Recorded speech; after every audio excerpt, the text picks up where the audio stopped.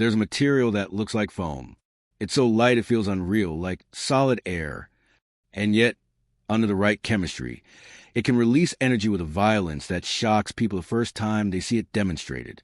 That contradiction, extreme porosity paired with extreme energy, sounds like science fiction, but it came out of real laboratories from real safety-driven research.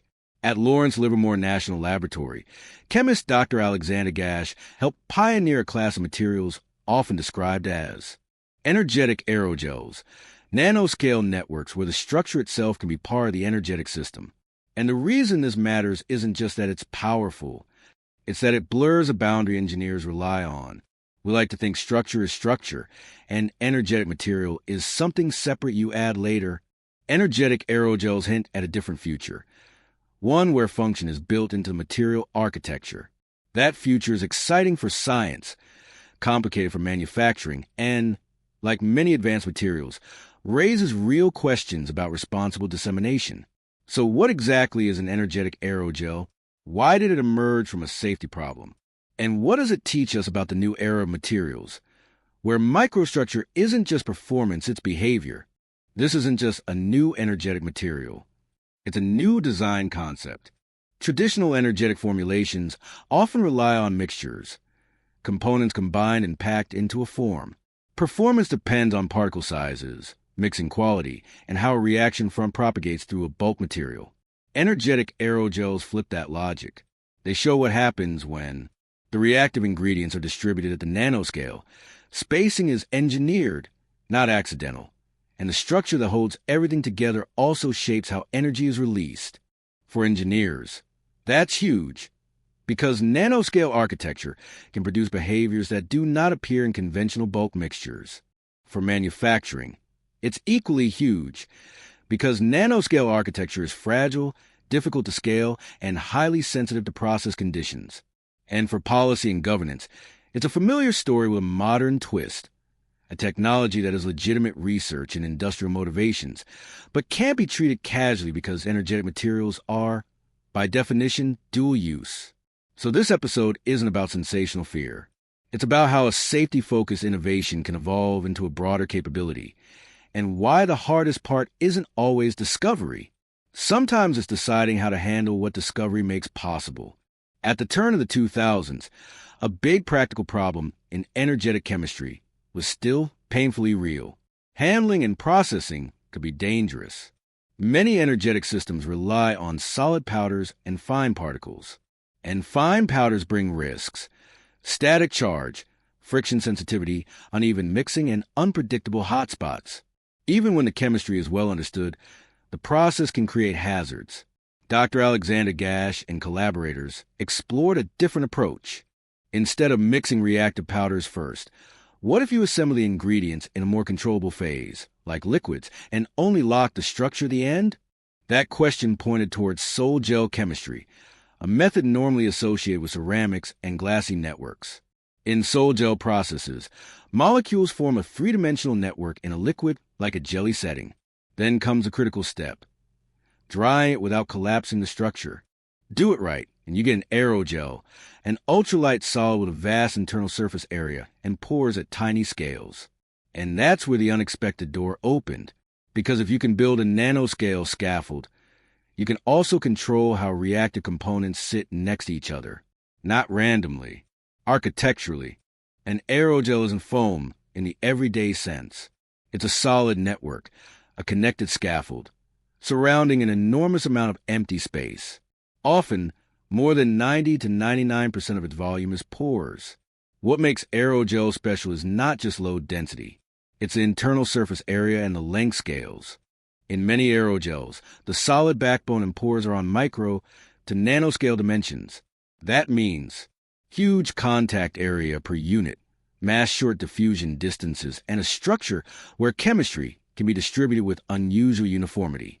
Now, imagine what happens if the scaffold itself is made from an oxidizing chemistry, and the pores host a complementary fuel component.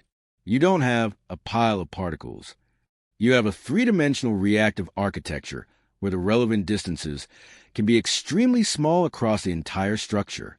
This is why energetic aerogels can behave so differently from conventional mixtures. Reactions can propagate rapidly through a connected nanostructure. Local contact is more uniform, and the material can release energy in ways that look disproportionate to how light it feels in your hand. That's a paradox. Visually fragile, mechanically delicate, yet chemically poised. But the real reason it matters is what it does to the idea of mixture, because at this scale, mixture becomes design. Here's the twist. Energetic aerogels aren't interesting because they're simply stronger. They're interesting because they're organized. In conventional reactive mixtures, performance often hinges on how well particles are mixed and how fast heat and species can move between them. In an aerogel-based energetic architecture, the spacing is engineered by the network itself. That can remove some of the randomness that makes bulk mixtures unpredictable. So the real wow isn't raw power, it's controllability.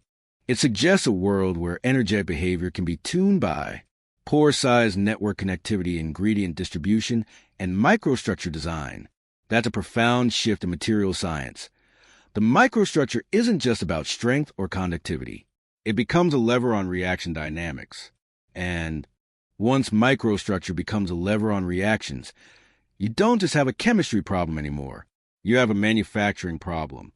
Because controlling nanostructure is hard. Scaling it is harder. At a high level, energetic reactions depend on proximity. Fuel atoms and oxidizer atoms must interact for the reaction to proceed. In many bulk systems, that means heat must rise, diffusion must occur, and reaction fronts must travel through a heterogeneous landscape.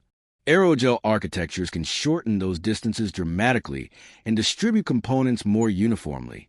The result can be faster reaction propagation through the structure, more consistent behavior across the material, and different balances between heat release, gas generation, and pressure depending on the specific chemistry.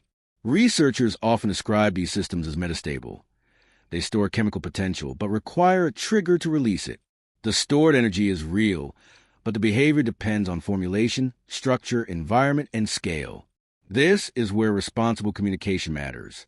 You can explain the mechanism, proximity, surface area, architecture, without turning it into a how-to. Because the scientific point isn't here's how to make it. The point is, at nanoscale, materials stop behaving like their bulk counterparts. Structure changes chemistry. And that's a theme you'll see again and again in advanced materials. It's tempting to frame every high-energy material story as a rogue scientist narrative. But that's not what this is. Dr. Alexander Gash's work is rooted in process control and safety thinking, reducing hazards that come from handling, mixing, and processing energetic constituents.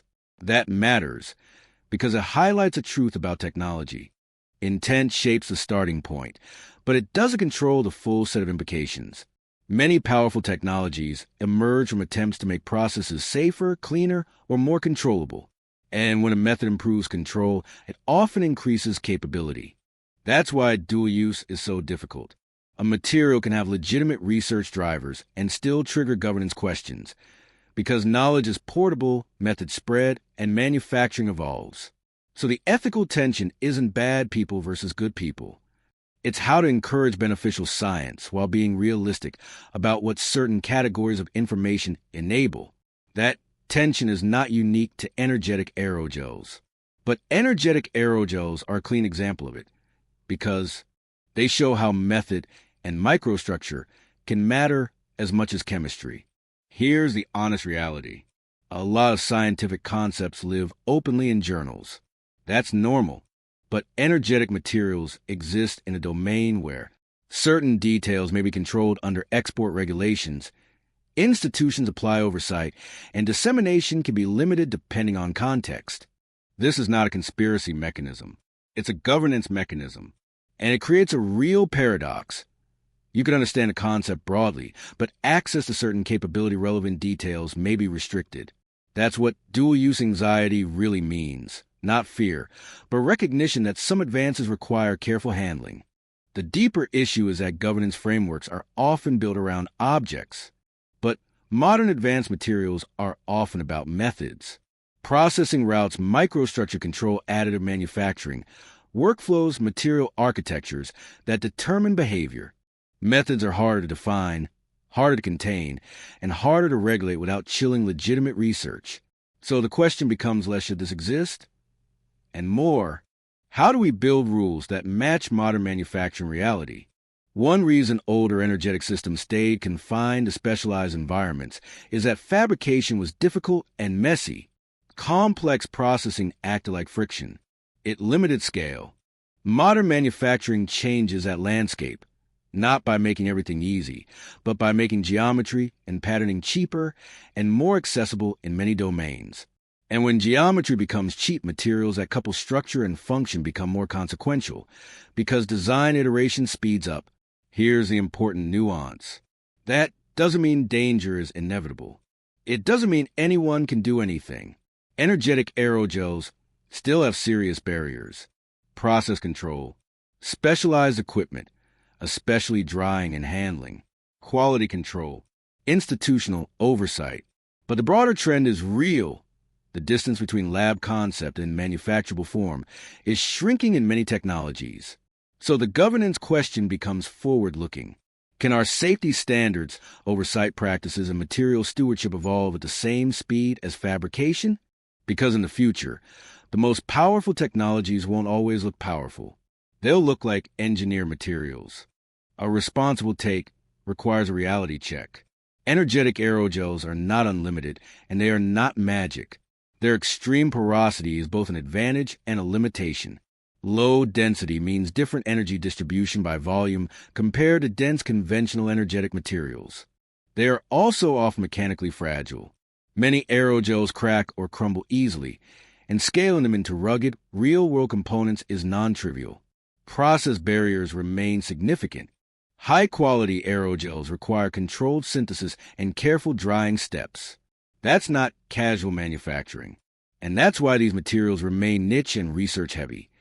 The science is fascinating, but engineering maturity, robustness, and production pathways are hard. So the story is not the world is doomed.